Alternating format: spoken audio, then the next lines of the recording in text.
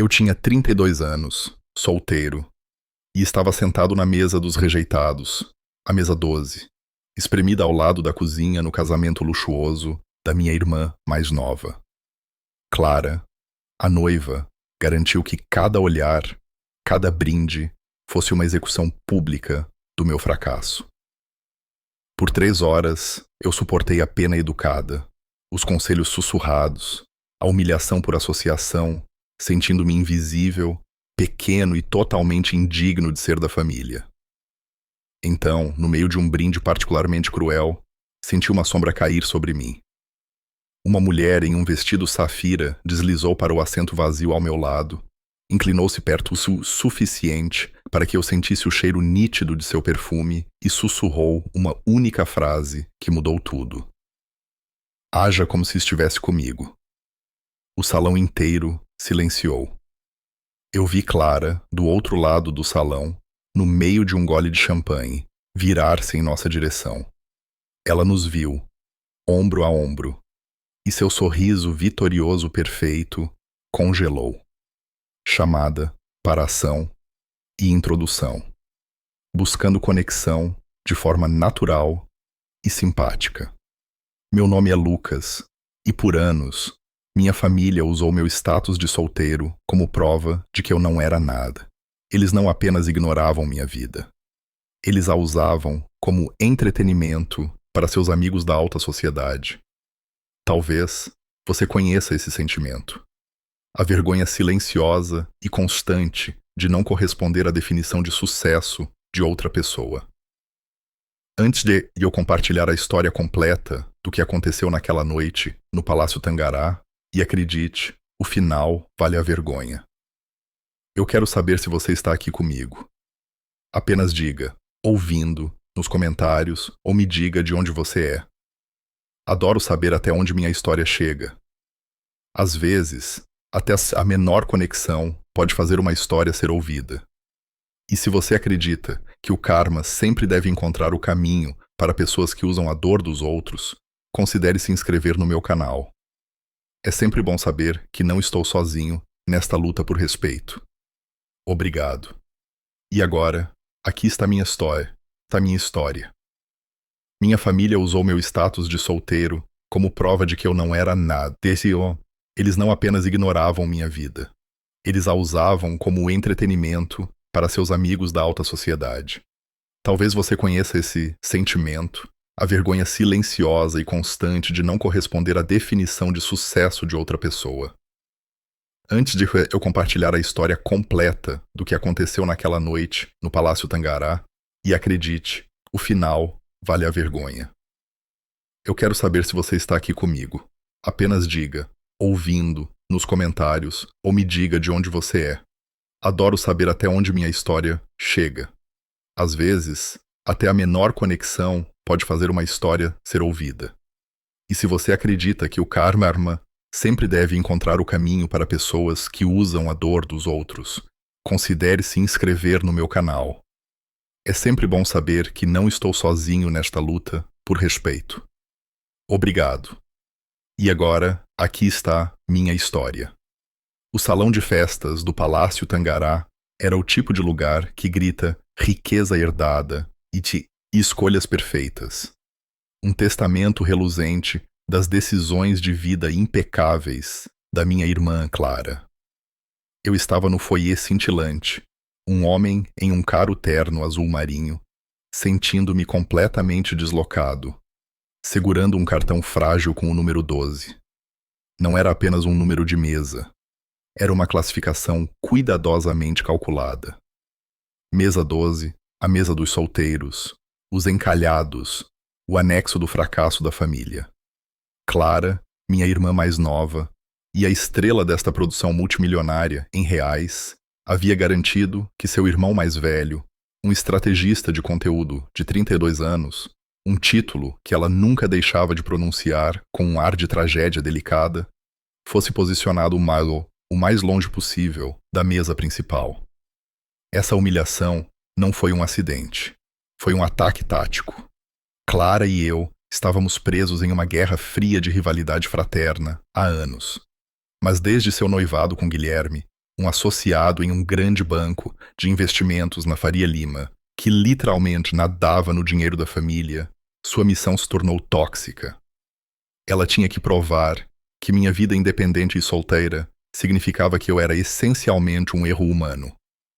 Lembro-me do último jantar em família na casa dos meus pais, onde ela soltou sua frase favorita com um suspiro de falsa simpatia.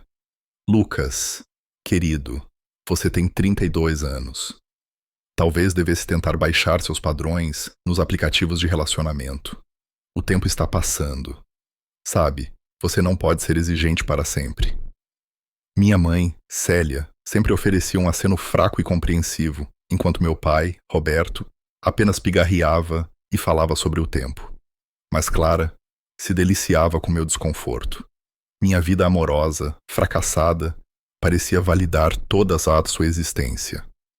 Na manhã do casamento, ela ligou, não para oferecer apoio, mas para emitir um aviso mal disfarçado de preocupação fraternal.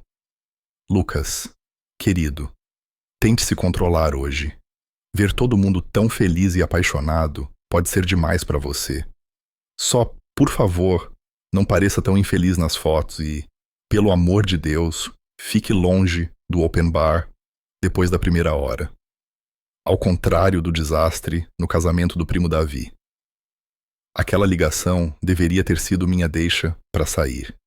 Mas eu fui mesmo assim, determinado a Paoa aparecer e ser essa pessoa madura. No momento em que entrei na recepção, a madrinha de honra de Clara, Júlia, uma mulher cuja doçura era 99% artificial, me interceptou com sua prancheta como se eu fosse uma criança indisciplinada. Lucas, querido, deixe-me guiá-lo até o seu lugarzinho, ela cantarolou. A mesa 12 era um cenário de solidão, enfiada perto das portas barulhentas da cozinha, povoada por colegas de trabalho solteiros de Clara, que nem sequer faziam contato visual, e tia Eliana, que passou o tempo reclamando do DJ e perguntando se eu consideraria entrar em um grupo da igreja para encontrar uma esposa adequada. A verdadeira humilhação pública começou quando Clara, radiante e terrível, em seu vestido de alta costura, decidiu que era a hora das apresentações. Ela me arrastou pelo braço até um grupo de parentes da alta sociedade de Guilherme. E este é meu irmão, Lucas, ela anunciou ao grupo, agarrando-se possessivamente ao braço de Guilherme. Ele é nosso pequeno artista independente, nosso estrategista de conteúdo, tão focado na carreira que não teve tempo de encontrar ninguém especial. Eu fiquei lá, o calor subindo pelo meu pescoço, sabendo que isso era assim inteiramente premeditado. Senhor Monteiro, o tio elegantemente vestido de Guilherme, me examinou com um claro olhar de pena, do tipo geralmente reservado para cães vira-latas. Ó céus, disse ele, dando um tapinha no meu braço com uma mão cheia de anéis. Não se preocupe, filho. Há alguém para todos. Você já tentou frequentar o Yacht Club local? Meu sobrinho Victor conheceu a esposa dele em um baile de gala do setor. Clara não apenas sorriu. Ela gargalhou, um som de puro e indisfarçado triunfo. Ele é muito independente, tio Roberto, não é, mano? Ela cuspiu a palavra independente como se fosse uma doença contagiosa. Tentei manter o controle, cerrando o maju maxilar. Eu só não conhecia a pessoa certa ainda, consegui dizer. A mãe de Guilherme, Beatriz, se inclinou, sua voz baixa e séria. Bem, você não pode esperar para sempre, Lucas. Meu vizinho esperou demais e agora tem 45 anos com opções muito limitadas. Não cometa o mesmo erro. Foi um desfile de condescendência que durou mais de 1 hora. Um ataque implacável e orquestrado à minha autoestima. Cada um dos amigos e familiares de Guilherme parecia instruído sobre exatamente de como me fazer sentir pequeno e desesperado. Eu suportei sugestões para diminuir minhas expectativas e ouvi a trágica saga de um amigo da família que finalmente encontrou alguém aos 50 anos. Tudo isso enquanto Clara observava, bebendo seu champanhe, aproveitando o show. O ponto de ruptura foi a hora de jogar o buquê, um ritual de zombaria para os perpetuamente solteiros. Todos os cavalheiros solteiros para a pista de dança, o DJ gritou, e Júlia, como uma guarda de prisão, agarrou meu cotovelo e me arrastou para o círculo de jovens sorridentes e ansiosos de 20 e poucos anos. Eu me senti como uma peça de museu, o solteirão velho em exibição. Clara olhou diretamente para mim, deu um sorriso sarcástico e então, propositalmente, jogou o buquê na direção oposta. Um universitário chamado Caio pegou, e o salão aplaudiu. Clara o abraçou, inclinou-se e gritou: "Parece que o Lucas vai ter que esperar um pouco mais." As risadas que se seguiram pareceram físicas, um soco coletivo no meu estômago. Foi quando me retirei para minha mesa solitária, a raiva queimando sob a vergonha, considerando seriamente ir embora e nunca mais falar com nenhum deles. Eu estava pegando as chaves do meu carro quando aquela voz, nítida e calma, cortou o barulho. "Haja como se estivesse comigo." A mulher, Adriana, já estava sentada ao meu lado, mudando sem esforço toda a energia do salão. Sua irmã acabou de passar 10 minutos contando ao meu sócio sobre o pobre irmão solteiro dela, que está lutando. Ela afirmou, seus olhos fixos nos meus com determinação feroz. "Você não parecia estar gostando do briefing." Ela estava certa. Fiquei chocado demais para falar. Apenas concordei, em silêncio. "Bom", disse ela, um leve sorriso tocando seus lábios. "Eu sou Adriana, prima do Guilherme, de Curitiba. Estou supondo que você é o irmão que precisa de resgate." Eu finalmente consegui dar uma risada fraca e genuína. "O caso de caridade da família. Sou eu."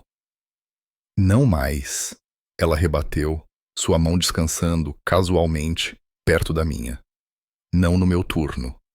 Na hora seguinte, suportei um desfile de amigos de Clara e familiares de Guilherme, oferecendo conselhos amorosos não solicitados. Cada conversa parecia orquestrada, como se Clara os tivesse instruído sobre exatamente como me fazer sentir pequeno. Victor, sócio de Guilherme, sugeriu que eu tentasse diminuir minhas expectativas. Davi, um amigo da família, compartilhou a história de seu tio solteirão, que finalmente encontrou o amor aos 50 anos com uma divorciada rica. Até o fotógrafo parecia estar no esquema.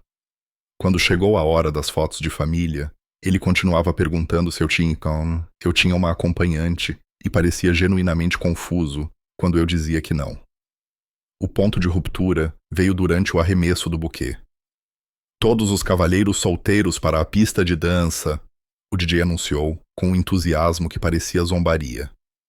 Tentei me esconder atrás de um pilar de mármore, mas Júlia me viu e agarrou meu braço. "Vamos, Lucas. Este pode ser seu dia de sorte." Fui empurrado para um círculo de homens de 20 e poucos anos que sorriam e se cutucavam enquanto Clara se preparava para jogar o buquê. Eram primos mais novos de Guilherme, recém-saídos da faculdade, com a vida inteira pela frente. De pé entre eles, eu me senti antigo e desesperado. Clara olhou diretamente para mim. Deu um sorriso sarcástico e, deliberadamente, jogou o buquê na direção oposta. Um jovem de 24 anos chamado Caio pegou, enquanto a multidão aplaudia. Clara o abraçou e anunciou, alto o suficiente para todos ouvirem: "Parece que o Lucas vai ter que esperar um pouco mais." As risadas que se seguiram pareceram como vidro arranhando minha pele. Vi pessoas olhando para mim com aquela mistura de pena e alívio que vem de testemunhar a humilhação de outra pessoa. Retirei-me para minha mesa, lutando contra as lágrimas de raiva e constrangimento. Isso deveria ser uma celebração de amor, mas Clara havia transformado em uma execução pública da minha autoestima. Foi quando considerei seriamente ir embora. apenas desaparecer antes que alguém notasse que eu tinha partido. Antes de dar a Clara a satisfação de me ver chorar. Eu estava pegando meu casaco quando uma voz profunda falou baixinho atrás de mim. Haja como se estivesse comigo.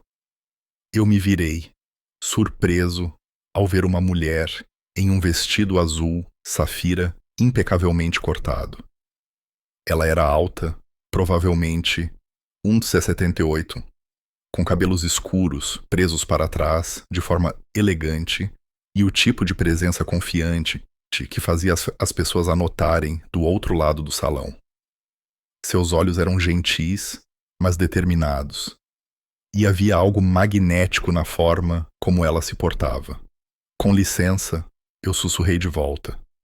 Sua irmã passou 10 minutos contando ao meu sócio como ela está preocupada por você estar sozinho, disse ela, deslizando para a cadeira ao meu lado com graça fluida. Estou supondo que você não pediu a ela para compartilhar sua vida pessoal com estranhos. Ela estava certa.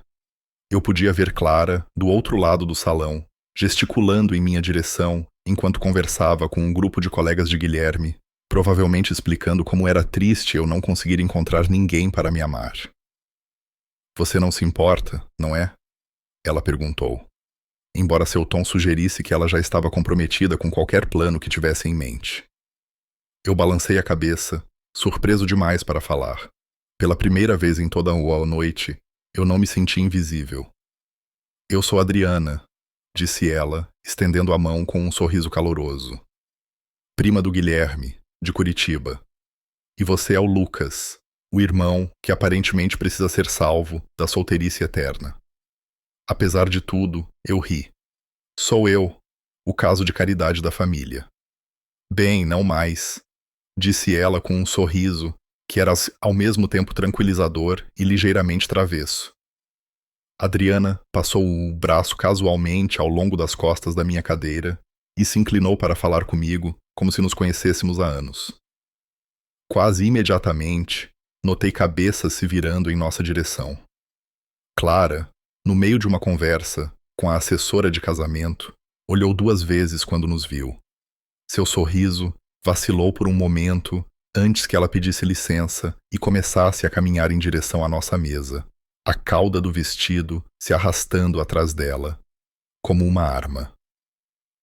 Lucas, ela chamou, sua voz uma oitava acima do normal. Eu não sabia que você conhecia a Adriana. Velhos amigos, disse Adriana suavemente, sua mão tocando a minha sobre a mesa. Perdemos o contato por um tempo, mas você sabe como são essas coisas. Os olhos de Clara se estreitaram ligeiramente, sua compostura de casamento perfeita rachando apenas o suficiente para mostrar sua confusão. Sério? O Lucas nunca mencionou você. Eu tento manter minha vida privada, eu disse, finalmente encontrando minha voz e um pouco da minha confiança. Você sabe como eu sou sobre o equilíbrio entre vida pessoal e trabalho. A ironia não passou despercebida por mim. Clara passou a noite inteira transmitindo minha falta de vida amorosa. E agora ela estava pescando detalhes sobre um relacionamento que não existia. Que maravilhoso, disse Clara, embora seu tom sugerisse o contrário. Há quanto tempo vocês dois estão se reconectando? Tempo suficiente, disse Adriana com um sorriso que não entregava nada e ao mesmo tempo dizia tudo. Enquanto Clara se afastava, claramente frustrada com a falta de informação, Adriana se virou para mim com um sussurro conspiratório. Ela parece que acabou de morder um limão, disse ela. Eu não pude deixar de sorrir. Ela não está acostumada a não saber tudo sobre minha vida ou a ser ofuscada por mim de qualquer maneira. Bom, disse ela. Vamos mantê-la na dúvida pela próxima hora. Adriana e eu interpretamos o papel perfeitamente.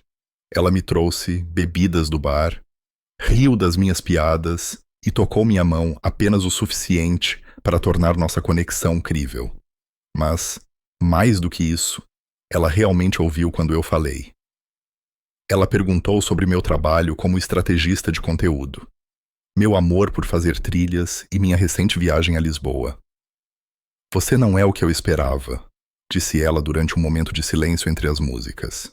O que você esperava? Com base na descrição da sua irmã, alguém desesperado e patético. Ela disse sem rodeios. Em vez disso, estou sentada com alguém inteligente, engraçado e honestamente, não consigo entender por que você está solteiro. Porque eu tenho padrões, eu disse sem pensar. Ela riu, um som genuíno e caloroso que fez algo dentro do meu peito se soltar. Bom pra você. A essa altura, Clara estava encarando abertamente nossa mesa. Eu podia vê-la sussurrando para a Júlia, que continuava olhando para nós com óbvia curiosidade. Os familiares de Guilherme, que me trataram com pena mais cedo, agora olhavam para a Adriana com interesse e aprovação, claramente a gente reconhecendo seu status social e se perguntando como eu tinha conseguido conquistar alguém tão obviamente bem-sucedida. A vingança já era mais doce do que eu imaginava. Mas a Adriana não tinha terminado. Quando a banda começou a tocar músicas lentas, ela se levantou e estendeu a mão com um sorriso confiante. Dance comigo, disse ela. Não era uma pergunta. Na pista de dança, com a mão dela na minha cintura e a minha no ombro dela, senti os olhos de todos os convidados que me ofereceram conselhos amorosos não solicitados. Mas em vez de me sentir exposto, me senti protegido. Adriana se movia com um tipo de ritmo natural que sugeria que ela cresceu fazendo aulas de dança. E estar em seus braços parecia surpreendentemente natural. Sua irmã está observando, Adriana murmurou enquanto dançávamos ao som da música. Eu sei, eu disse. Ela parece que vai explodir. Missão quase cumprida. Foi quando Clara fez sua jogada. Se importa se eu entrar, ela disse, aparecendo ao nosso lado, com Guilherme a tiracolo. Seu sorriso de casamento estava esticado em seu rosto, e eu podia ver o cálculo por trás de seus olhos. Na verdade, sim, disse Adriana, educadamente, mas com firmeza. Estamos tendo um momento. O rosto de Clara passou por várias expressões antes de se contentar com um brilho forçado. Claro, eu só queria dizer o quanto estou feliz que o Lucas finalmente encontrou alguém. Estávamos todos tão preocupados com ele. Estavam? Adriana perguntou, seu tom neutro, mas seus olhos afiados. Porque, pelo que observei esta noite, parece que você estava mais interessado em divulgar o status de solteiro dele do que em apoiá-lo. A franqueza de sua declaração deixou Clara sem palavras por um momento. Guilherme se mexeu desconfortavelmente ao lado dela, claramente sentindo a tensão, mas sem entender sua origem. Nós só queremos o melhor para o Lucas. Clara gaguejou, sua compostura quebrando. Então talvez o trate com o respeito que ele merece, em vez de usar a vida amorosa dele como entretenimento para seus convidados, disse Adriana calmamente. Eu nunca tinha visto Clara parecer tão abalada. Sua perfeita confiança de noiva estava completamente despedaçada. E pela primeira vez em toda a moada noite, era ela quem parecia pequena. Eu não sei o que o Lucas te disse, mas ele não precisou me dizer nada. Adriana interrompeu. Eu tenho olhos. Eu posso ver como você o tem tratado a noite toda. Guilherme finalmente interveio, claramente desconfortável com a natureza pública do confronto. Talvez devêssemos deixá-los voltar a dançar. Enquanto eles se afastavam, a compostura de Clara estava completamente destruída. Eu podia vê-la sussurrando freneticamente para Júlia, provavelmente tentando descobrir quem era a Adriana e como eu tinha conseguido alguém tão obviamente fora da minha liga. Isso foi muito bom, admiti enquanto continuávamos a dançar. Ainda não terminamos, disse Adriana, com um sorriso que fez meu coração pular.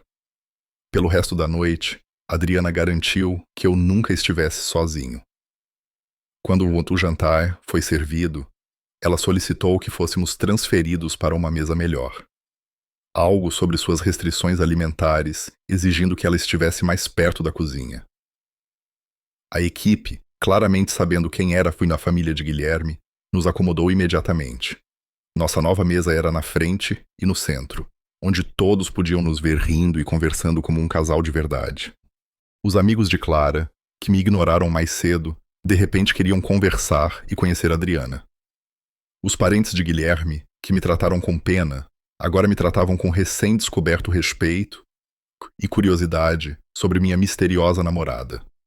O Sr. Monteiro, que havia sugerido grupos de networking mais cedo, agora queria saber tudo sobre a família de Adriana. Quando soube que ela era consultora sênior na McKinsey com um MBA pela FGV, sua atitude em relação a mim mudou completamente. Lucas, seu danado, disse ele com admiração genuína. Você nunca mencionou que estava saindo com alguém tão realizada. Mas o ato final de vingança veio durante o arremesso da liga, quando Guilherme se preparou para jogar a liga para todos os homens solteiros. Adriana deu um passo à frente com a confiança de alguém que pertencia exatamente onde estava. Espere! Clara gritou, desesperada. Adriana, você não está solteira. Adriana olhou para mim, depois de volta para Clara, com um sorriso travesso. Na verdade, estou. Lucas e eu estamos indo devagar, nos reconectando. A liga pousou diretamente em suas mãos. Seja por sorte ou pela mira de Guilherme, eu nunca saberei. Mas o simbolismo não passou despercebido por ninguém, especialmente por Clara. De acordo com a tradição, Adriana deveria colocar a liga na perna de quem pegou o buquê. Mas aquele primo jovem, Caio, tinha ido embora mais cedo. Parece que precisamos de um voluntário, anunciou o DJ. Adriana olhou para mim com uma pergunta nos olhos. Eu assenti.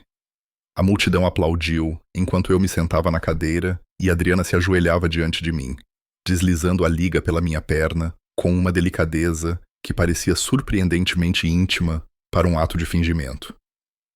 O momento parecia carregado de possibilidade e eu me peguei pensando se a química entre nós era inteiramente falsa.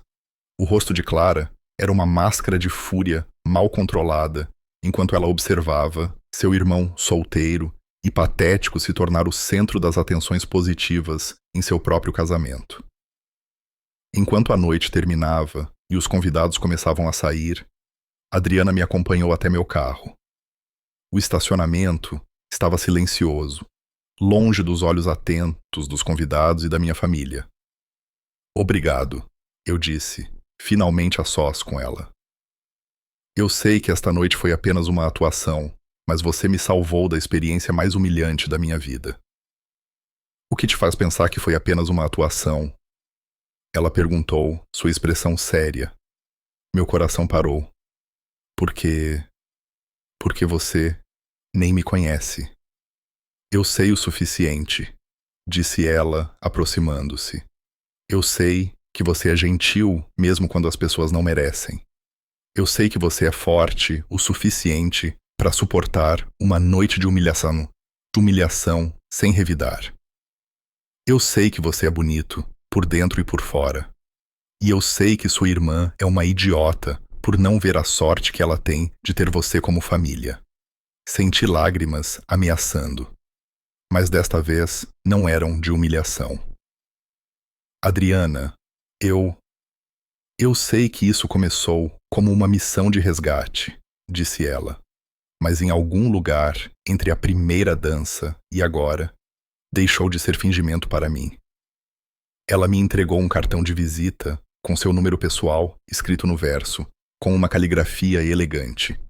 Se você quiser me ver de novo, não por vingança, não para provar um ponto, apenas porque você quer, me ligue. Peguei o cartão com as mãos trêmulas. E se eu quiser te ligar hoje à noite? Ela sorriu. Aquele mesmo sorriso confiante que primeiro chamou minha atenção. Então eu vou atender. 3 meses depois, Adriana e eu estávamos namorando oficialmente. 6 meses depois disso, fomos morar juntos. E exatamente um ano após o casamento de Clara, ela me pediu em casamento no mesmo hotel onde nos conhecemos. A reação de Clara ao nosso anúncio de noivado foi tudo o que eu poderia esperar. A irmã, que passou anos me fazendo sentir inadequado por ser solteiro, agora era forçada a me ver planejar um casamento com uma mulher que claramente me adorava e que vinha de um contexto de família ainda mais rico que o de Guilherme. Mas a verdadeira vingança não foi provar que Clara estava errada sobre minha capacidade de ser amado. Foi perceber que eu não precisava mais da validação dela. O respeito e o afeto genuíno de Adriana me mostraram o que eu merecia. E eu nunca mais iria me contentar com menos. Nosso casamento foi menor que o de Clara, mas infinitamente mais alegre. Em vez de usar a ocasião para humilhar alguém, celebramos com pessoas que genuinamente queriam que fôssemos felizes. Clara fez um discurso como minha, madrinha de honra, algo em que ela insistiu, apesar de nossa história complicada. Ela falou sobre como estava feliz em me ver encontrar o amor. Como Adriana era claramente perfeita para mim. Como ela sempre soube que eu encontraria alguém especial. A revisão histórica foi de tirar o fôlego. Mas eu não me importava mais. Eu tinha algo mais valioso do que a aprovação dela. Eu tinha alguém que viu meu valor desde o início. Olhando para trás, o casamento de Clara foi a pior noite da minha vida. A crueldade dela me mostrou como eu vinha permitindo que as pessoas me tratassem. Mas também me levou a Adriana. Sem a humilhação dela, eu nunca estaria vulnerável o suficiente para aceitar a ajuda de uma estranha. Às vezes, as pessoas que mais nos machucam acabam nos dando exatamente o que precisamos para mudar nossas vidas.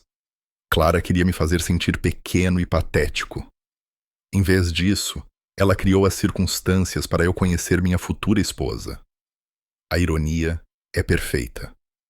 Ao tentar provar que eu era indigno de amor, ela me entregou diretamente ao amor da minha vida.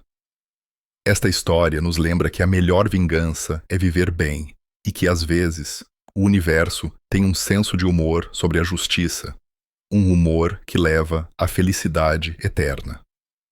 No Palácio Tangará, minha irmã Clara fez questão de que todos em seu casamento soubessem que eu era o solteiro patético. Ela me sentou na mesa dos rejeitados, me apresentou como ainda procurando alguém e até fez suas damas de honra sussurrarem sobre minha triste vida amorosa. Mas quando uma estranha misteriosa sussurrou: "Haja como se estivesse comigo", o que aconteceu a seguir transforma o dia perfeito dela na minha vingança perfeita. Se você já foi humilhado por uma família que acha que ser solteiro o torna inferior, você conhece esse sentimento. Esta história prova que, às vezes, a melhor vingança é servida com uma dose de ciúme inegável. O salão de festas do Palácio Tangará brilhava com luzes douradas e lustres de cristal.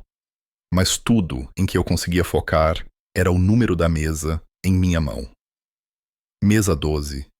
A mesa dos solteiros, a mesa dos rejeitados, o lugar onde Clara havia me colocado estrategicamente para garantir que todos soubessem que seu irmão mais velho ainda estava sozinho. Eu sou o Lucas, e provavelmente deveria começar explicando como acabei sendo a decepção da família no casamento de conto de fadas da minha própria irmã. Clara e eu nunca fomos próximos, mas a competição entre nós atingiu níveis tóxicos no último ano. Desde que ela ficou noiva de Guilherme, um associado em um grande banco na Faria Lima, vindo de uma família rica, ela tornou sua missão pessoal me lembrar que eu tinha 32 anos e ainda estava solteiro.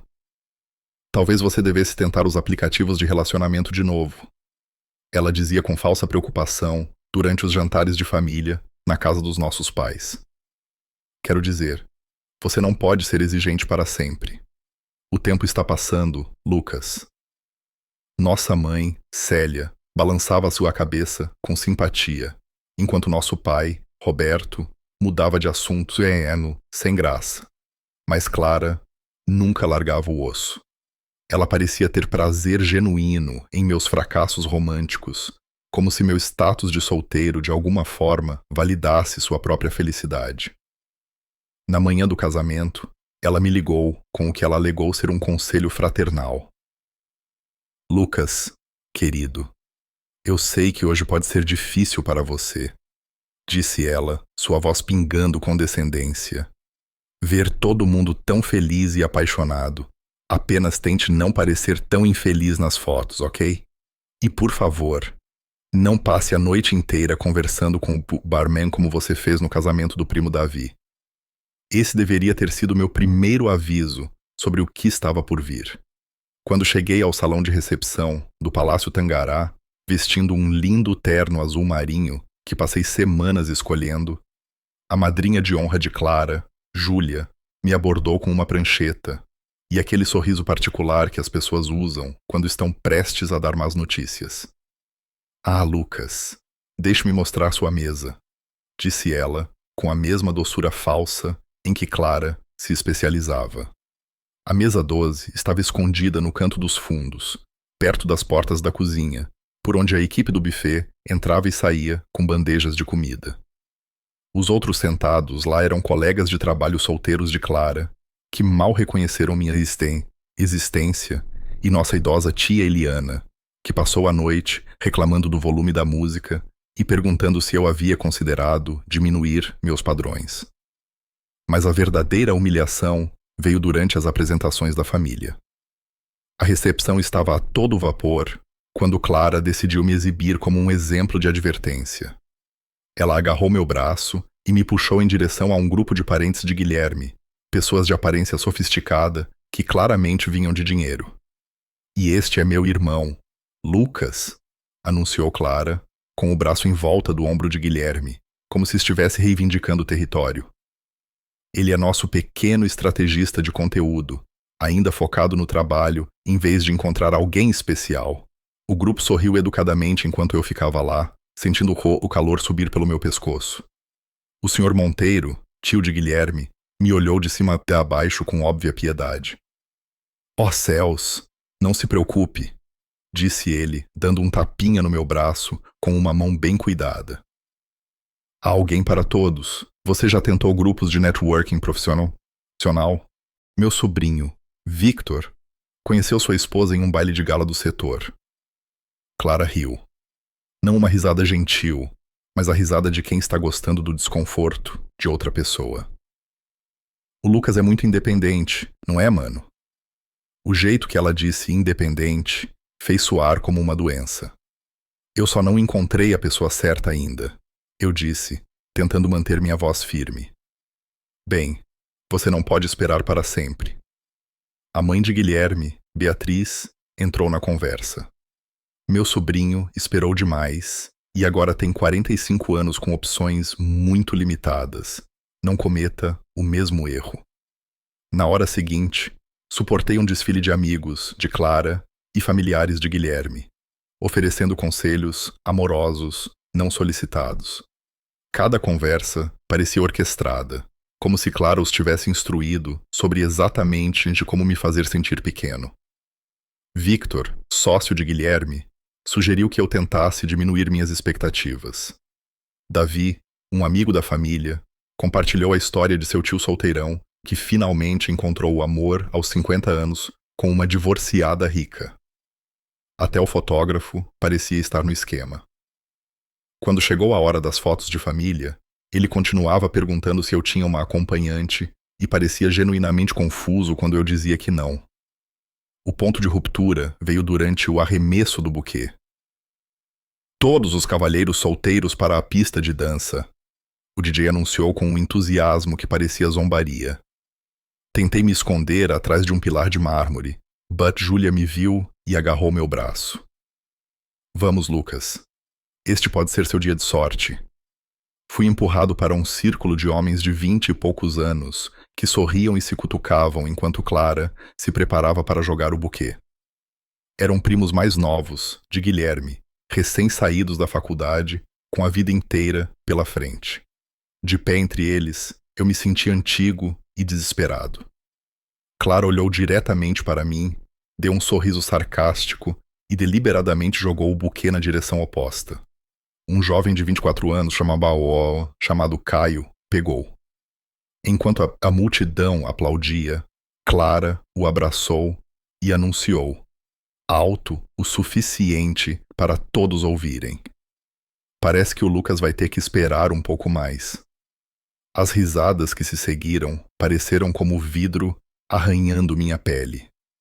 Vi pessoas olhando para mim com aquela mistura de pena e alívio que vem de testemunhar a humilhação de outra pessoa. Retirei-me para minha mesa, lutando contra as lágrimas de raiva e constrangimento. Isso deveria ser uma celebração de amor, mas Clara havia transformado em uma execução pública da minha autoestima. Foi quando considerei seriamente ir embora, apenas desaparecer antes que alguém notasse que eu tinha partido. Antes de dar a Clara a satisfação de me ver chorar, eu estava pegando meu casaco quando uma voz profunda falou baixinho atrás de mim. Haja como se estivesse comigo. Eu me virei, surpreso, ao ver uma mulher em um vestido azul, safira, impecavelmente cortado. Ela era alta, provavelmente 1,78 m, com cabelos escuros, presos para trás, de forma elegante, e o tipo de presença confiante que fazia as pessoas a notarem do outro lado do salão. Seus olhos eram gentis, mas determinados, e havia algo magnético na forma como ela se portava. Com licença, eu sussurrei de volta. Sua irmã passou 10 minutos contando ao meu sócio como ela está preocupada por você estar sozinho, disse ela, deslizando para a cadeira ao meu lado com graça fluida. Estou supondo que você não pediu a ela para compartilhar sua vida pessoal com estranhos. Ela estava certa. Eu podia ver Clara do outro lado do salão, gesticulando em minha direção, enquanto conversava com um grupo de colegas de Guilherme, provavelmente explicando como era triste eu não conseguir encontrar ninguém para me amar. Você não se importa, não é? Ela perguntou, embora seu tom sugerisse que ela já estava comprometida com qualquer plano que tivesse em mente. Eu balancei a cabeça, surpreso demais para falar. Pela primeira vez em toda a noite, eu não me senti invisível. Eu sou Adriana, disse ela, estendendo a mão com um sorriso caloroso. Prima do Guilherme, de Curitiba. E você é o Lucas, o irmão que aparentemente precisa ser salvo da solteirice eterna. Apesar de tudo, eu ri. Sou eu, o caso de caridade da família. Bem, não mais, disse ela com um sorriso que era ao mesmo tempo tranquilizador e ligeiramente travesso. Adriana passou o braço, casualmente, ao longo das costas da minha cadeira e se inclinou para falar comigo como se nos conhecêssemos há anos. Quase imediatamente, notei cabeças se virando em nossa direção. Clara, no meio de uma conversa com a assessora de casamento, olhou 2 vezes quando nos viu. Seu sorriso vacilou por um momento, antes que ela pedisse licença e começasse a caminhar em direção à nossa mesa, a cauda do vestido se arrastando atrás dela como uma arma. Lucas, ela chamou, sua voz uma oitava acima do normal. Eu não sabia que você conhecia a Adriana. Velhos amigos, disse Adriana suavemente, sua mão tocando a minha sobre a mesa. Perdemos o contato por um tempo, mas você sabe como são essas coisas.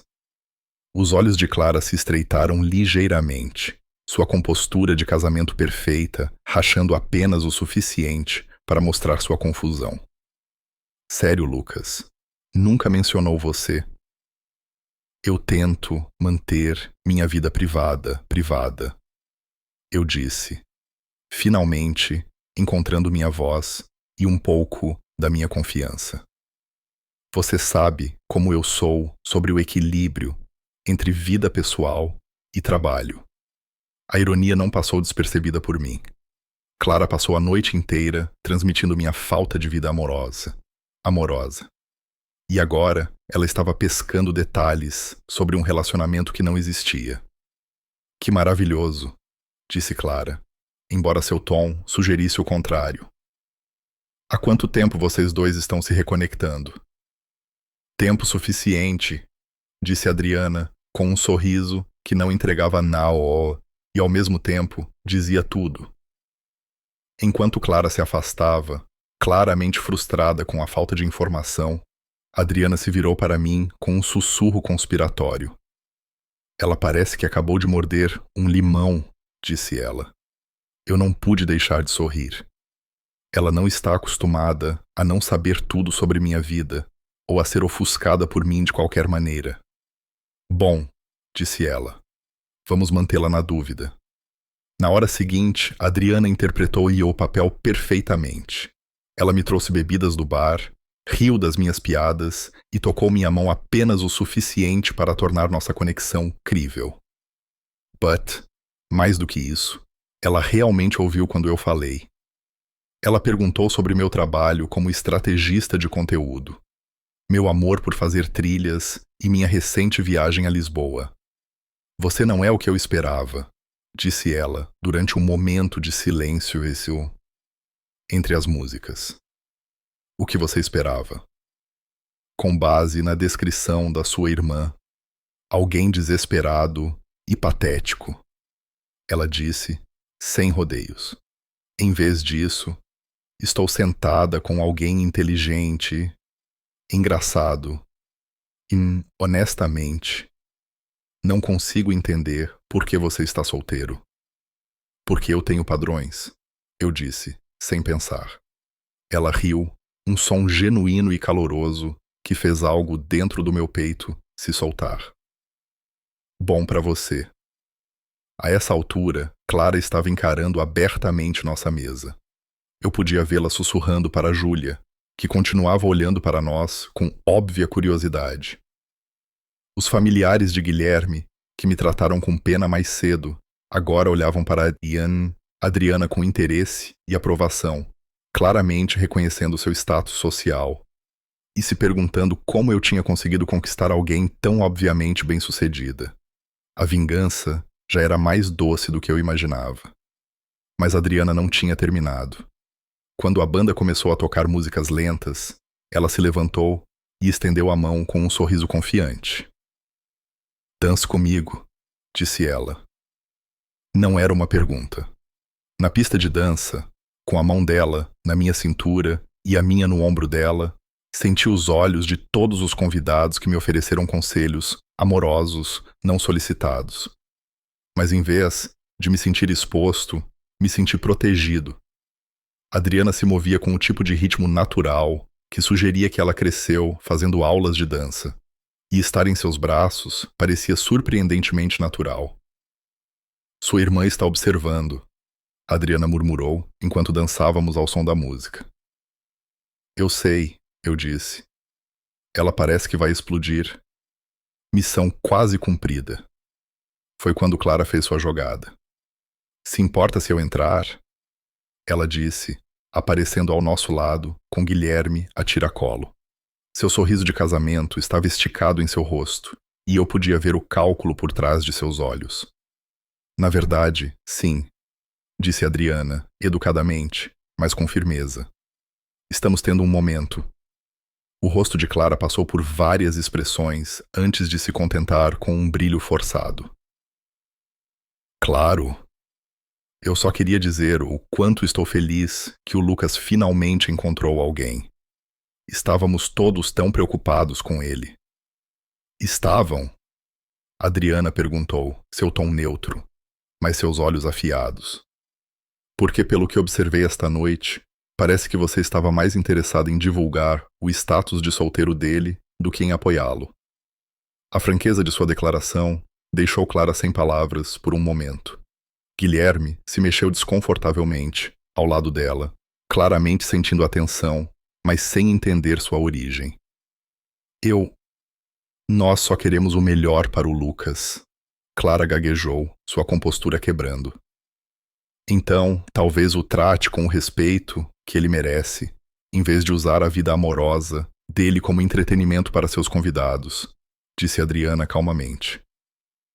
Eu nunca tinha visto Clara parecer tão abalada. Sua perfeita confiança de noiva estava completamente despedaçada E pela primeira vez em toda a noite, era ela quem parecia pequena. Eu não sei o que o Lucas te disse, mas ele não precisou me dizer nada. Adriana interrompeu. Eu tenho olhos. Eu posso ver como você o tem tratado a noite toda. Guilherme finalmente interveio, claramente desconfortável com a natureza pública do confronto. Talvez devêssemos deixá-los voltar a dançar. Enquanto eles se afastavam, a compostura de Clara estava completamente destruída. Eu podia vê-la sussurrando freneticamente para Júlia, provavelmente tentando descobrir quem era a Adriana e como eu tinha conseguido alguém tão obviamente fora da minha liga. Isso foi muito bom, admiti enquanto continuávamos a dançar. Ainda não terminamos, disse Adriana com um sorriso que fez meu coração pular. Pelo resto da noite, Adriana garantiu que eu nunca estivesse sozinho. Quando o jantar foi servido, ela solicitou que fôssemos transferidos para uma mesa melhor. Algo sobre suas restrições alimentares, exigindo que ela estivesse mais perto da cozinha. A equipe, claramente sabendo quem era a família de Guilherme, nos acomodou imediatamente. Nossa nova mesa era na frente e no centro, onde todos podiam nos ver rindo e conversando como um casal de verdade. Os amigos de Clara, que me ignoraram mais cedo, de repente queriam conversar e conhecer Adriana. Os parentes de Guilherme, que me trataram com pena, agora me tratavam com recém-descoberto respeito e curiosidade sobre minha misteriosa namorada. O Sr. Monteiro, que havia sugerido grupos de networking mais cedo, agora queria saber tudo sobre a família de Adriana. Quando soube que ela era consultora sênior na McKinsey, com um MBA pela FGV, sua atitude em relação a mim mudou completamente. Lucas, seu danado, disse ele com admiração genuína. Você nunca mencionou que estava saindo com alguém tão realizada. Mas o ato final de vingança veio durante o arremesso da liga, quando Guilherme se preparou para jogar a liga para todos os homens solteiros. Adriana deu um passo à frente, com a confiança de alguém que pertencia exatamente onde estava. Espere, Clara gritou, desesperada. Adriana, você não está solteira. Adriana olhou para mim, depois de volta para Clara, com um sorriso travesso. Na verdade, estou. Lucas e eu estamos indo devagar, nos reconectando. A liga pousou diretamente em suas mãos. Seja por sorte ou pela mira de Guilherme, eu nunca saberei. Mas o simbolismo não passou despercebido por ninguém, especialmente por Clara. De acordo com a tradição, Adriana deveria colocar a liga na perna de quem pegou o buquê. Mas aquele primo jovem, Caio, tinha ido embora mais cedo. Parece que precisamos de um voluntário, anunciou o DJ. Adriana olhou para mim com uma pergunta nos olhos. Eu assenti. A multidão aplaudiu enquanto eu me sentava na cadeira, e Adriana se ajoelhava diante de mim, deslizando a liga pela minha perna com uma delicadeza que parecia surpreendentemente íntima para um ato de fingimento. O momento parecia carregado de possibilidade, e eu me peguei pensando se a química entre nós era inteiramente falsa. O rosto de Clara era uma máscara de fúria mal controlada, enquanto ela observava seu irmão solteiro e patético se tornar o centro das atenções positivas em seu próprio casamento. Enquanto a noite terminava e os convidados começavam a sair, Adriana me acompanhou até meu carro. O estacionamento estava silencioso, longe dos olhos atentos dos convidados e da minha família. Obrigado, eu disse, finalmente, a sós com ela. Eu sei que esta noite foi apenas uma atuação, mas você me salvou da experiência mais humilhante da minha vida. O que te faz pensar que foi apenas uma atuação? Ela perguntou, sua expressão séria. Meu coração parou. Porque você nem me conhece. Eu sei o suficiente, disse ela, aproximando-se. Eu sei que você é gentil, mesmo quando as pessoas não merecem. Eu sei que você é forte o suficiente para suportar uma noite de humilhação sem revidar. Eu sei que você é bonito, por dentro, e por fora. E eu sei que sua irmã é uma idiota por não ver a sorte que ela tem de ter você como família. Senti lágrimas ameaçando, mas desta vez não eram de humilhação. Adriana, eu sei que isso começou como uma missão de resgate, disse ela. Mas em algum lugar entre a primeira dança e agora, deixou de ser fingimento para mim. Ela me entregou um cartão de visita com seu número pessoal escrito no verso, com uma caligrafia elegante. Se você quiser me ver de novo, não por vingança, não para provar um ponto, apenas porque você quer, me ligue. Peguei o cartão com as mãos trêmulas. E se eu quiser te ligar hoje à noite? She smiled, aquele mesmo sorriso confiante que primeiro chamou minha atenção. Então eu vou atender. 3 meses depois, Adriana e eu estávamos namorando oficialmente. 6 meses depois disso, fomos morar juntos. E exatamente 1 ano após o casamento de Clara, ela me pediu em casamento no mesmo hotel onde nos conhecemos. A reação de Clara ao nosso anúncio de noivado foi tudo o que eu poderia esperar. A irmã, que passou anos me fazendo sentir inadequado por ser solteiro, agora era forçada a me ver planejar um casamento com uma mulher que claramente me adorava e que vinha de um contexto de família ainda mais rico que o de Guilherme. Mas a verdadeira vingança não foi provar que Clara estava errada sobre minha capacidade de ser amado. Foi perceber que eu não precisava mais da validação dela. O respeito e o afeto genuíno de Adriana me mostraram o que eu merecia, e eu nunca mais iria me contentar com menos. Nosso casamento foi menor que o de Clara, mas infinitamente mais alegre. Em vez de usar a ocasião para humilhar alguém, celebramos com pessoas que genuinamente queriam que fôssemos felizes. Clara fez um discurso como minha madrinha de honra, algo em que ela insistiu, apesar de nossa história complicada. Ela falou sobre como estava feliz em me ver encontrar o amor. Como Adriana era claramente perfeita para mim. Como ela sempre soube que eu encontraria alguém especial. A revisão histórica foi de tirar o fôlego, mas eu não me importava mais. Eu tinha algo mais valioso do que a aprovação dela. Eu tinha alguém que viu meu valor desde o início. Olhando para trás, o casamento de Clara foi a pior noite da minha life. A crueldade dela me mostrou como eu vinha permitindo que as pessoas me tratassem, mas também me levou a Adriana. Sem a humilhação dela, eu nunca estaria vulnerável o suficiente para aceitar a ajuda de uma estranha. Às vezes, as pessoas que mais nos machucam acabam nos dando exatamente o que precisamos para mudar nossas vidas. Clara queria me fazer sentir pequeno e patético. Em vez disso, ela criou as circunstâncias para eu conhecer minha futura esposa. A ironia é perfeita. Ao tentar provar que eu era indigno de amor, ela me entregou diretamente, ao amor da minha vida. 6 meses após nosso casamento pequeno e alegre, um casamento onde o único drama era o sentimento avassalador de paz, chegou o jantar anual de Natal da família. Foi na casa dos meus pais, o mesmo cenário onde Clara, por anos, se deliciou com suas críticas passivo-agressivas à minha vida. Desta vez, no entanto, o ar parecia diferente. Adriana e eu entramos de mãos dadas, não mais sentindo como o caso de caridade da família e sua companheira bizarramente bem-sucedida, mas simplesmente como Lucas e Adriana, uma unidade. Clara, é claro, tentou reivindicar o centro do palco imediatamente. Ela ainda estava casada com Guilherme, ainda vivendo na órbita do mundo dele, na Faria Lima. Mas seu foco não estava em sua própria vida perfeita. Estava no reflexo deslumbrante da nossa. Ela circulou Adriana.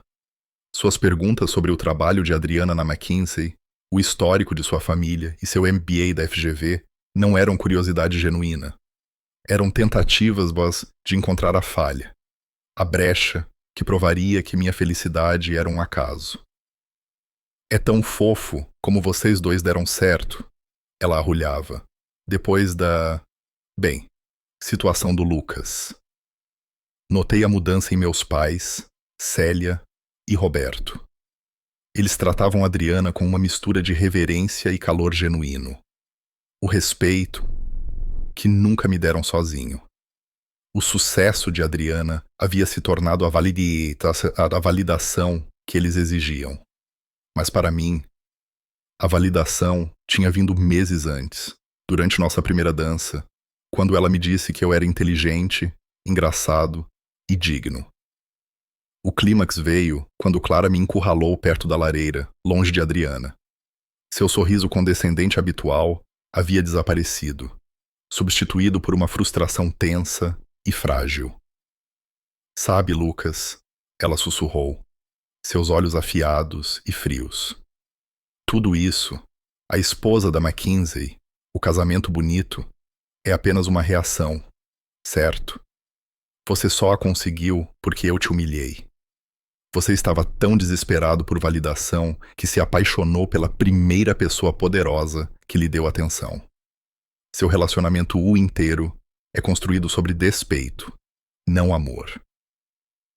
A acusação atingiu mais forte do que eu esperava, porque desafiava diretamente o cerne da minha jornada. Autoestima. Ela estava tentando tirar minha autonomia, transformar minha alegria mais profunda de volta em uma consequência de sua crueldade. Meu antigo eu, aquele que teria murchado, gaguejado uma explicação ou recuado envergonhado, teria desmoronado. Mas aquele homem se foi. Eu olhei para minha irmã. Realmente, olhei para ela, não como minha algoz, mas como uma mulher profundamente infeliz, presa em uma gaiola dourada, construída de status e da necessidade de controlar os outros. Eu vi o vazio por trás de sua fachada perfeita. Você está parcialmente certa, Clara, eu disse, minha voz baixa e firme, sem vacilar. Naquela noite, eu estava desesperado. Eu estava vulnerável. E sim, meu relacionamento começou com um ato de vingança. Mas esse foi o seu capítulo da história, não o nosso. Eu pausei, deixando meu olhar sustentar o dela. O desespero terminou quando Adriana olhou além do cara solteiro patético que você criou e viu a pessoa que você estava tentando destruir. Você tentou me fazer pequeno e indigno de amor, mas na verdade, você apenas me deu a coragem de aceitar o amor verdadeiro quando ele finalmente chegou.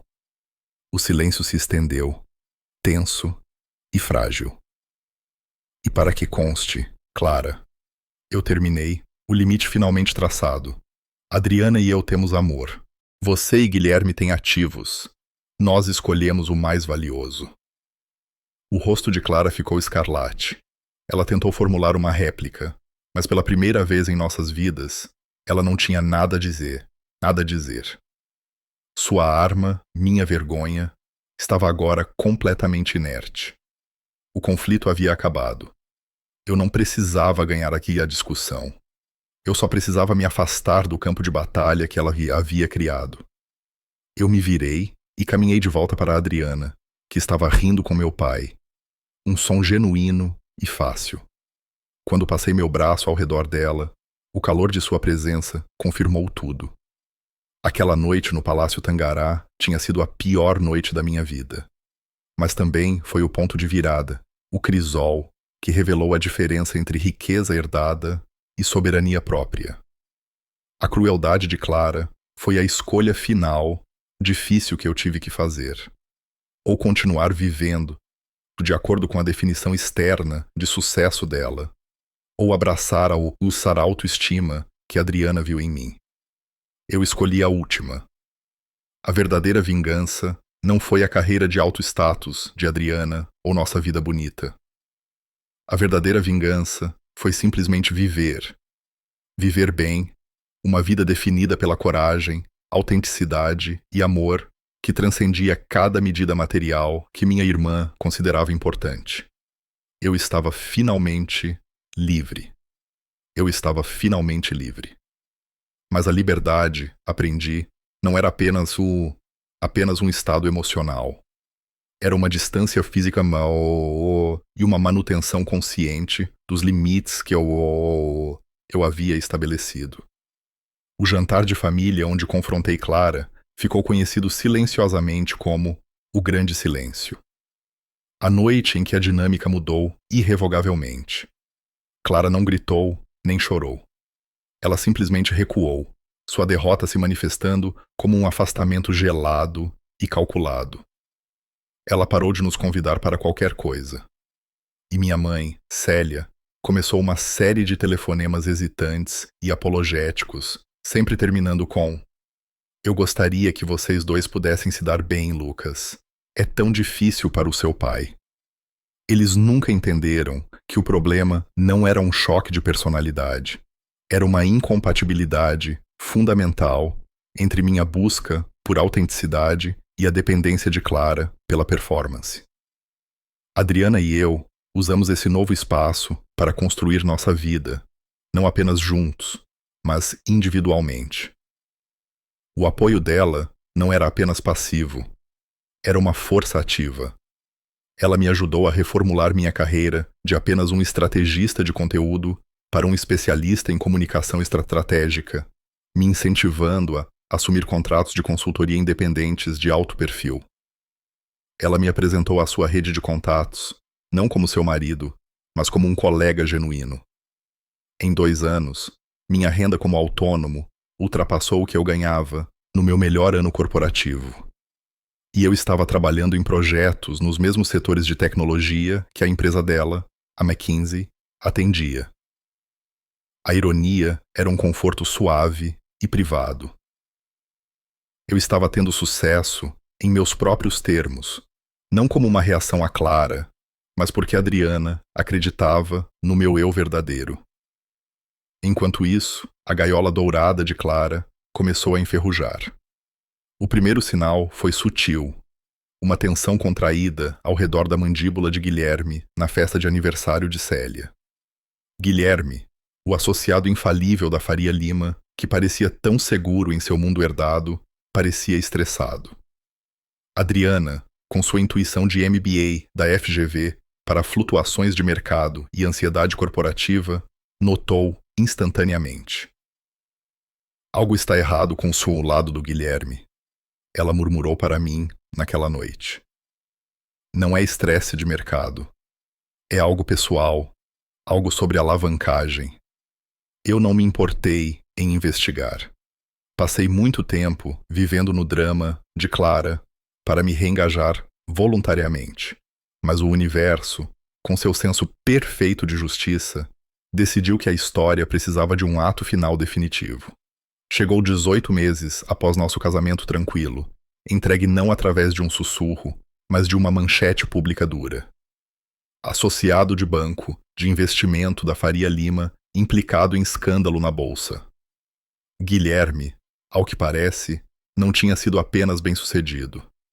Ele tinha sido imprudente, envolvendo-se em um esquema de alto risco, possivelmente ilegal, com um cliente, tentando alavancar o fundo fiduciário de sua família e a reputação de sua empresa para um pagamento ainda maior.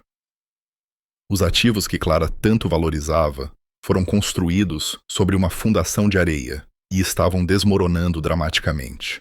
A família rica, que me tratara com tanta pena, os Inuros Monteiros e as Beatrizes, estavam subitamente lidando com uma forma muito real e pública de vergonha. Minha mãe, Célia, me ligou histérica. "Lucas, você tem que ajudar. Sua irmã, Guilherme, está sendo investigado. Ele pode perder tudo. Clara está devastada. Eles podem até perder a casa. Este foi o teste final da minha recém-descoberta liberdade. Meu antigo eu, o garoto desesperado por aceitação, teria visto isso como uma chance de ser o herói, de finalmente ganhar a aprovação da família ao salvar Clara, provando assim meu valor através de um ato dramático de sacrifício. O novo Lucas, o homem que aprendeu a dura lição da soberania própria, sabia o que fazer.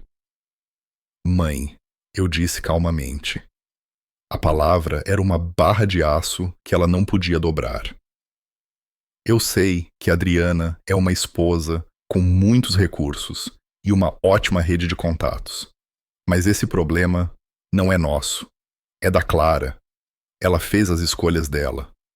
Adriana, para seu crédito, nunca me empurrou para dentro ou para fora da situação.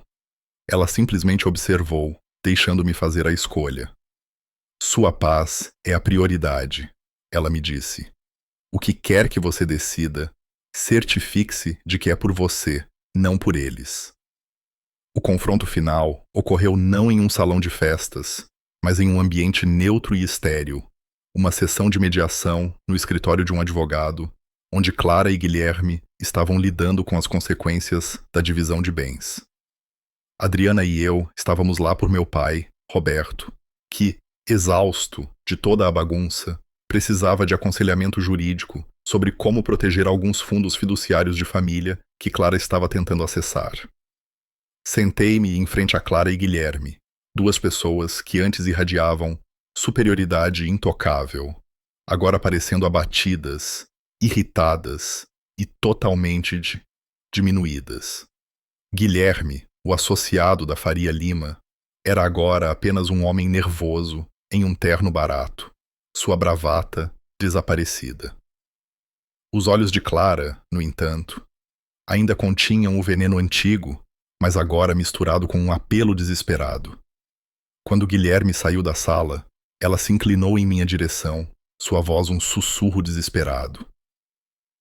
Lucas, você e Adriana têm os contatos. Ela trabalha na McKinsey. Você conhece pessoas. Guilherme ainda pode salvar sua carreira se tiver o acesso certo. Apenas faça algumas ligações. Você me deve isso. Eu te devo isso. As palavras ecoaram os anos de manipulação, a dívida emocional, sem fim, que ela tentara impor. Meu sangue ferveu, não de raiva, mas com uma resolução profunda e silenciosa. Eu não te devo nada, Clara. Eu afirmei, minha voz clara e carregando o peso de anos de sofrimento silencioso. O advogado na sala se mexeu, sentindo a gravidade emocional do momento. Você passou sua vida construindo um pedestal feito da inadequação de outras pessoas. E você me sentou no chão para que pudesse se sentir alta. Você me chamou de independente como um insulto. Eu aceitei como uma missão. Cada decisão que tomei para melhorar minha vida. Desde aceitar aquele trabalho de consultoria até casar com Adriana, foi sobre encontrar meu valor. Um valor que não tinha nada a se haver com sua aprovação ou o dinheiro de Guilherme. Continuei, olhando diretamente em seus olhos frenéticos. A mulher com quem me casei não me salvou apenas da humilhação. Ela me ensinou que a pessoa que você passou anos chamando de patética era de fato forte o suficiente para se afastar das expectativas familiares tóxicas. E isso, Clara, é um sucesso que nenhuma quantia de dinheiro da Faria Lima poderia comprar. Ela recuou, não das palavras, mas do súbito e inegável poder da minha verdade. Não havia mais risadas sarcásticas, nem mais suspiros condescendentes, apenas uma percepção crua e aterrorizante de seu próprio isolamento. Ela havia conseguido afastar a única pessoa que poderia ter oferecido apoio verdadeiro e incondicional. Tudo em nome de vencer uma competição infantil e cruel. Eu não ofereci minha mão. Eu não ofereci perdão. Eu simplesmente peguei minha pasta e me levantei. Minha obrigação é com a minha paz e com a minha esposa. Eu disse, minha declaração final para o fantasma de nosso relacionamento tóxico. Você tem seus ativos. Lide com as consequências da avaliação deles. Adriana e eu saímos daquele escritório e pisamos no ar fresco de São Paulo, longe da toxicidade financeira que definia a queda de Guilherme. Não estávamos apenas saindo de uma sessão de mediação. Estávamos fechando oficialmente a porta do último capítulo da minha antiga vida. Nossa vida tornou-se definida pela conexão genuína, não pela validação externa. Investimos pesado em experiências, viajando para Lisboa, fazendo trilhas na Serra dos Órgãos, coisas que acumulavam memórias, não apenas juros. Comecei um programa de mentoria para jovens estrategistas de conteúdo, ajudando-os a encontrar sua voz e seu valor, independentemente de seu status de relacionamento ou pressão familiar. Era minha maneira de pegar a dor da mesa 12 e transformá-la em propósito. A ironia, como sempre, era perfeita. Clara, em sua busca meio a busca implacável por uma vida que parecia perfeita no papel, havia perdido tudo o que importava. O prestígio de seu marido, seu próprio senso de segurança e o vínculo com seu irmão. Eu, o homem que ela rotulou como a decepção da família, havia ganhado tudo: respeito, amor e a profunda e silenciosa liberdade da autoaceitação. A vingança, no final das contas, não foi o momento deslumbrante em que Adriana congelou seu sorriso. A vingança foi a paz que se seguiu. O conhecimento inabalável de que meu valor era inerente, dado por ninguém e tirado por ninguém. Foi uma história não sobre como alguém me salvou, mas como alguém me ajudou a salvar a mim mesmo e, ao fazer isso, me concedeu uma felicidade que era verdadeiramente, eternamente minha. A profunda sensação de silêncio que se instalou depois que tracei o limite final com Clara não foi o silêncio da ausência, mas o silêncio da paz, um som infinitamente mais alto que o barulho constante cheio da minha irmã. Marcou o fim definitivo do capítulo tóxico que definiu o início da minha vida adulta. Mas o encerramento, rapidamente percebi, raramente é uma ruptura limpa e única. É um processo gradual, uma reconstrução constante sobre a fundação da soberania própria que a Adriana me ajudou a estabelecer. As consequências da implosão financeira espetacular de Guilherme continuaram a enviar ondas de choque pela nossa família estendida. O círculo elegante que uma vez me tratou com pena educada, os Monteiros, as Beatrizes, os amigos do Yacht Club, estavam agora lidando com um escândalo muito público envolvendo honorários advocatícios, liquidações forçadas e a realidade brutal de seu próprio status sendo redefinido por uma ordem judicial. A ironia era quase pesada demais para suportar. A riqueza deles, seus ativos, que Clara havia defendido tão ferozmente como a medida do valor humano, foram a própria coisa que os traiu.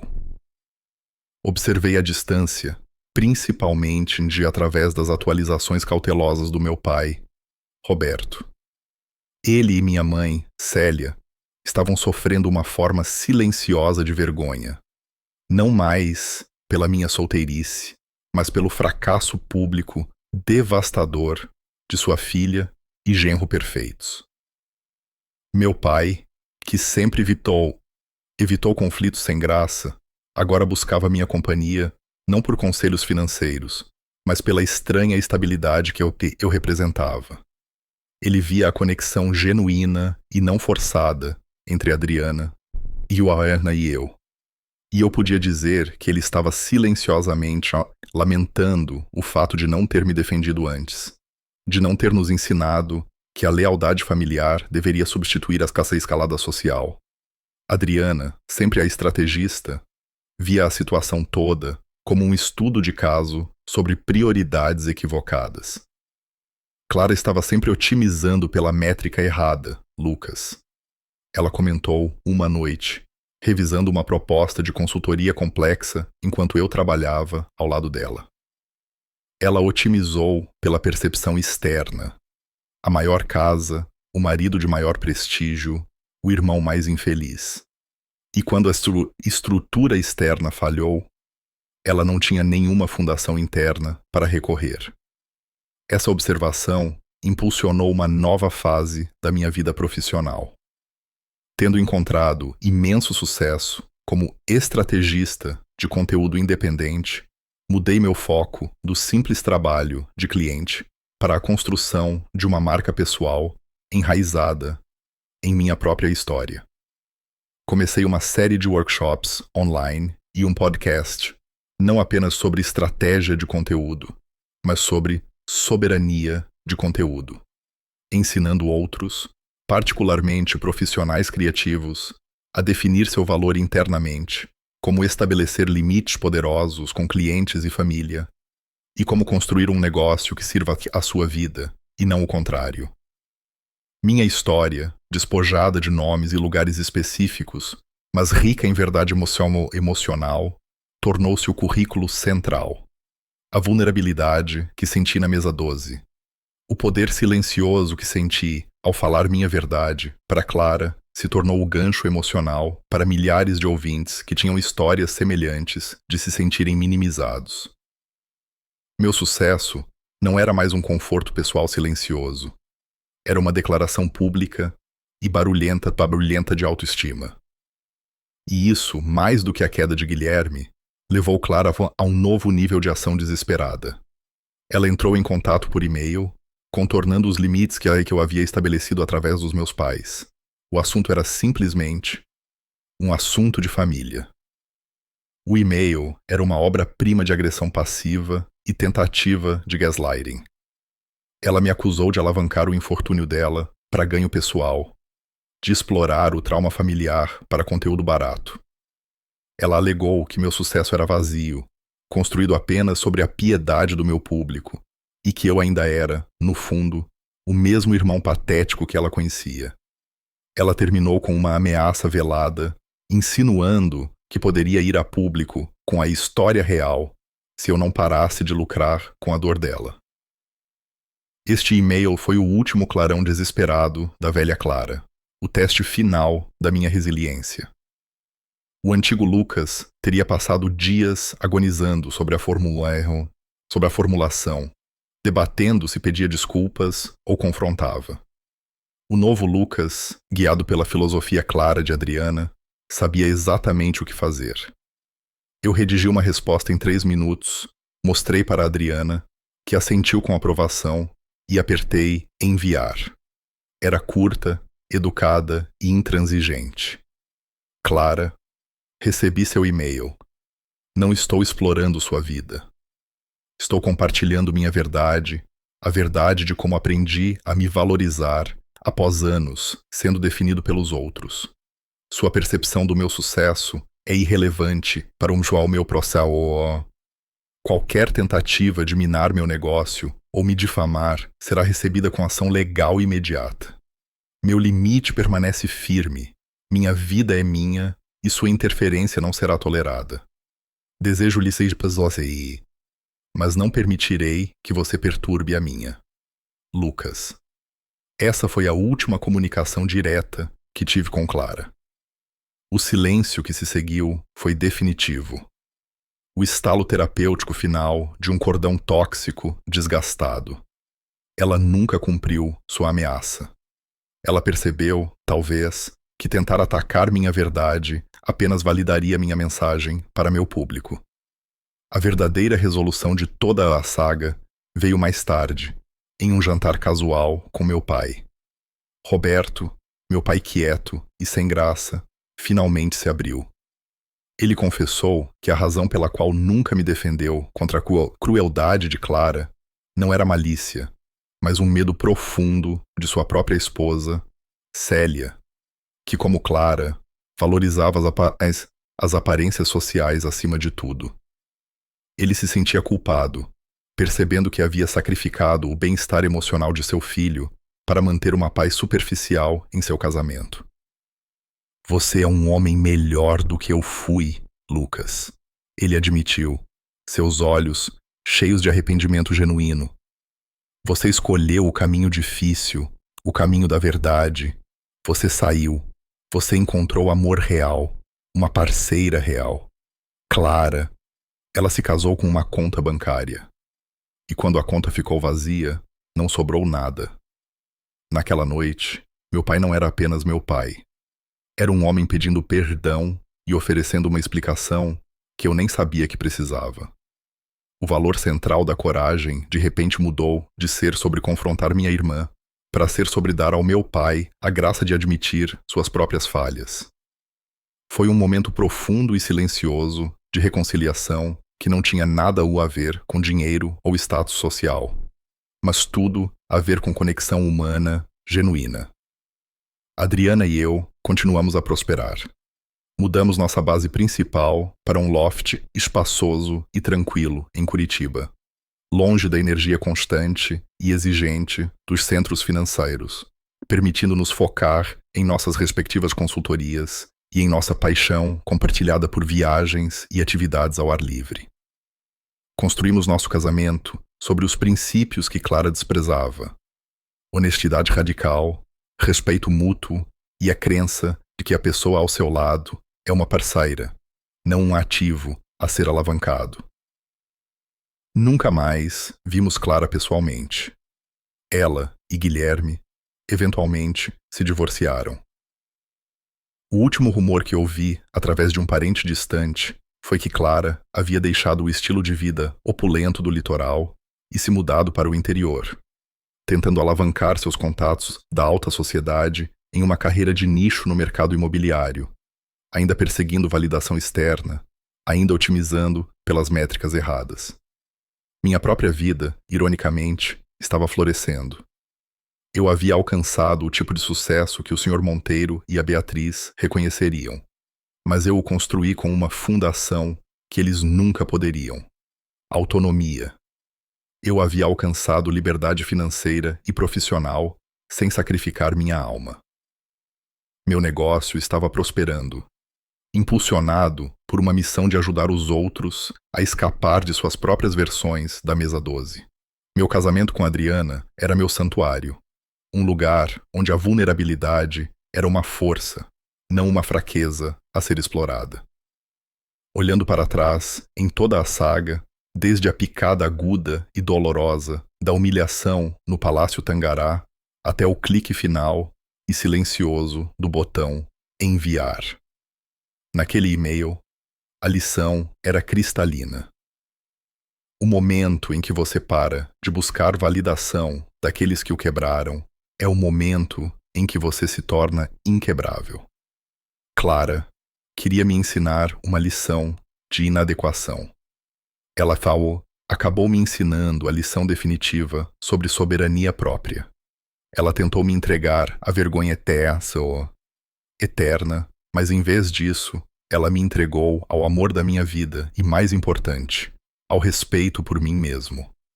E essa, percebi, era a única aprovação que realmente importava. A história da minha vida não era mais um confessional trágico. Era um projeto inspirador para qualquer um que acredita que seu valor é inegociável e que a melhor vingança é simplesmente viver uma vida que é verdadeira, profunda e autenticamente sua. A passagem do tempo não apagou as memórias do Palácio Tangará. Em vez disso, as poliu, transformando a dor crua e lancinante em uma lição clara e inestimável. 3 anos se passaram desde o dia em que saí daquele escritório de advocacia, cortando a última conexão desgastada com o drama implacável de Clara. A distância não era medida em quilômetros, embora a mudança para Curitiba tenha ajudado. Era medida na qualidade da minha paz. Eu não acordava mais com a dor fantasma de precisar de validação. O medo subconsciente de que eu era fundamentalmente falho, porque eu ainda era Lucas, o estrategista de conteúdo, não Guilherme, o associado da Faria Lima. Aquele homem, aquele definido pelo olhar cruel de sua irmã, era um fantasma que eu finalmente aprendi a silenciar. Meu relacionamento com Adriana era a antítese de tudo que Clara já havia buscado. Foi construído sobre respeito silencioso e vulnerabilidade compartilhada, não sobre exibição pública e sucesso alavancado. Não precisávamos das luzes piscantes de um salão de festas para nos sentirmos importantes. Nossa importância era encontrada nos pequenos momentos profundos, o entendimento silencioso durante o café da manhã, o ritmo sincronizado de nossos passos em uma trilha na Serra dos Órgãos, o debate intelectual sobre um briefing de consultoria complexo. Adriana nunca usou seu sucesso como um escudo ou uma arma. Ela o usou como uma plataforma para a coragem, e ela me ensinou a fazer o mesmo. Sua crença inabalável de que meu valor era inerente, que minha independência era um superpoder, não um defeito, tinha sido o catalisador crucial. Não era apenas que ela me amava, era que ela me respeitava o suficiente para exigir que eu me respeitasse. A libertação final veio do reconhecimento da ironia primorosa e perfeita de toda a saga. Clara, em sua busca implacável, quase patológica, para provar minha inadequação, havia inadvertidamente prestado o serviço mais valioso da minha vida. Ela havia criado o crisol.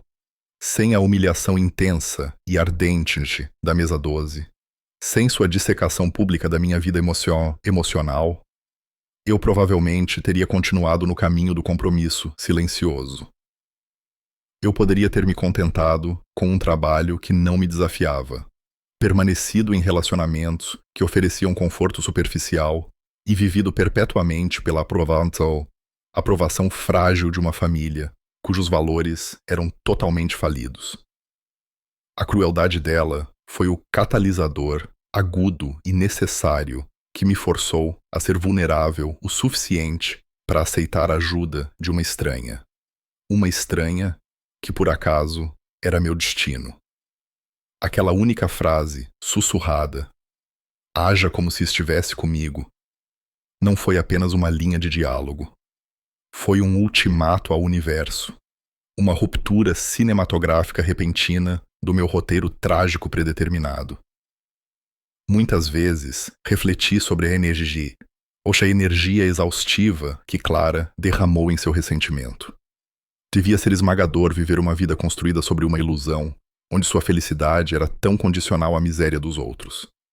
Sua tentativa final desesperada de me acusar de lucrar com sua dor foi a projeção final de seu próprio vazio. Ela não conseguia compreender que eu não estava lucrando com a dor dela. Eu estava lucrando com a minha recuperação, uma vitória que era só minha. Meu negócio, minha história, meu florescimento eram um testemunho do fato de que a paz interior é o ativo não fungível supremo. Você não pode alavancá-lo, você não pode trocá-lo, e quando o mercado quebra, é a única coisa que resta de pé. A queda de Guilherme, o associado da Faria Lima, foi a conclusão lógica brutal da adoração de Clara pelo mundo material. Quando a conta bancária evaporou, também evaporou a ilusão de sua vida. Meus sentimentos em relação a Clara, há muito haviam evoluído além da raiva, estabelecendo-se em uma pena calma e distante. Eu não desejava o mal a ela. Desejava a ela a autoconsciência que ela era patologicamente incapaz de alcançar. Percebi que minha coragem não foi definida pela gravidade da minha repreensão pública, mas pela consistência silenciosa das minhas escolhas privadas. Eu escolhi investir no meu casamento, na minha prática de negócios ética e na minha saúde mental. Eu escolhi autonomia em vez de obrigação familiar quando essa obrigação era tóxica. Eu escolhi o valor humano em vez do ativo material, todas as vezes. Esta foi minha verdadeira vingança, servida não com ciúme, mas com contentamento sereno e inabalável. Meu trabalho hoje é uma extensão direta daquela noite. Quando falo para milhares de pessoas através da minha plataforma, não ensino apenas estratégia de conteúdo.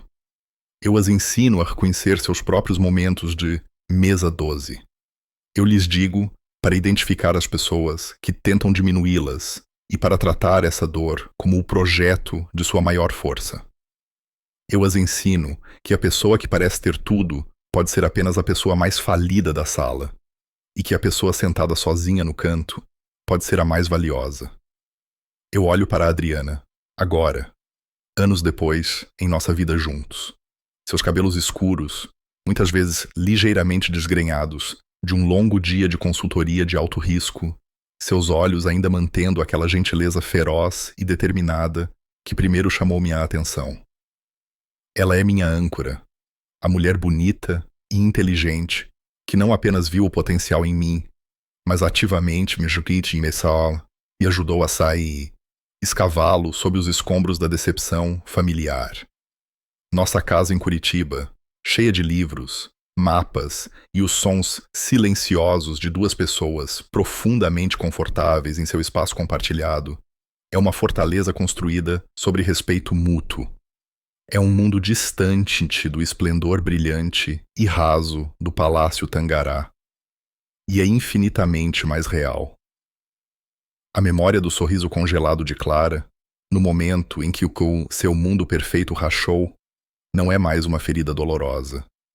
É um símbolo. É o marcador de página definitivo na narrativa da minha vida, marcando o fim do capítulo onde eu buscava a aprovação e o começo daquele onde eu me definia. O eco da mesa 12 sempre estará lá. Um lembrete silencioso de que a justiça mais profunda que podemos alcançar não é vencer um confronto, mas simplesmente viver uma vida excelente, livre da sombra das pessoas que tentaram nos quebrar. Eu fui salvo, sim, mas mais poderosamente, eu fui inspirado. Inspirado a acreditar que meu valor era inegociável e que a melhor história que eu poderia contar era aquela onde eu finalmente me tornei meu próprio herói. E por esse presente profundo, serei eternamente grato, mesmo àquela que tentou tanto negá-lo a mim. Minha jornada, não foi sobre encontrar o amor. Foi sobre encontrar a mim mesmo. E o amor simplesmente se seguiu. E isso, verdadeiramente, é felicidade eterna.